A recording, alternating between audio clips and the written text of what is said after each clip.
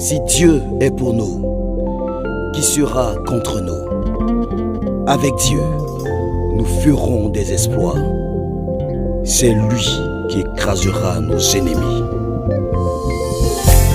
Bienvenue à votre émission MGF numéro 5, le premier de l'année 2021.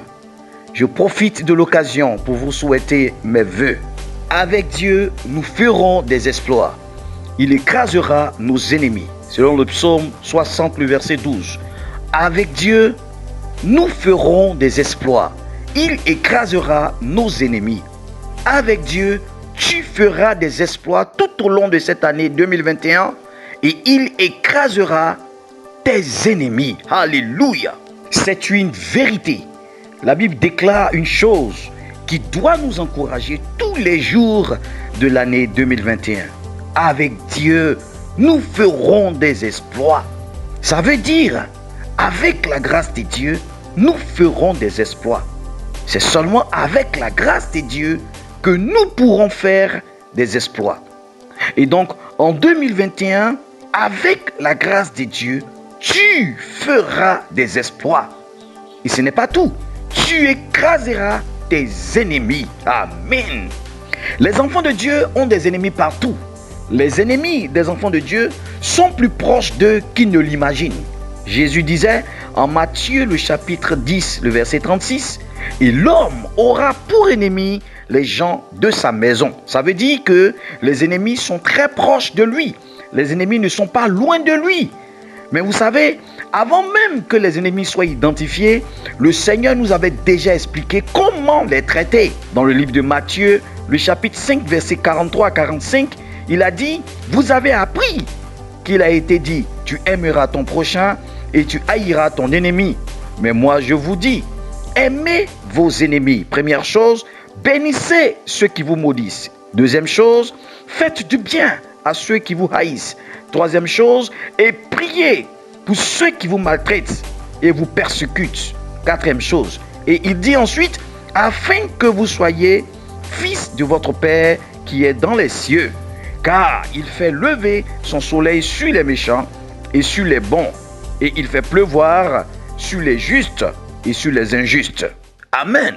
Donc vous voyez que notre comportement, notre attitude, notre réaction face à ce que nos ennemis font est la preuve que nous sommes les fils du Père, le Père qui est dans les cieux. Donc l'enfant du Père, il aime ses ennemis. D'accord? Il bénit ceux qui le maudissent. Il fait du bien à ceux qui le haïssent. Il prie pour ceux qui le maltraitent et le persécutent.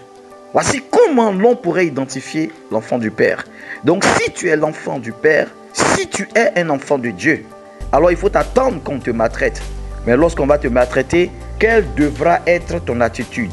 Lorsqu'on va te persécuter, quelle devra être ton attitude?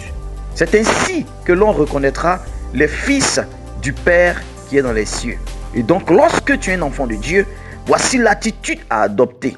Nous avons dans le psaume 60, le verset 12, une puissante confession du psalmiste David. David n'avait jamais douté de son Dieu, mais plus encore, il avait une véritable révélation de qui était Dieu. C'est pourquoi il a été capable d'affirmer une telle chose. La raison pour laquelle David n'a jamais connu de défaite réside dans le simple fait qu'il avait une relation d'intimité avec son Dieu. Il en va de même pour nous, bien-aimés, nous qui sommes enfants de Dieu.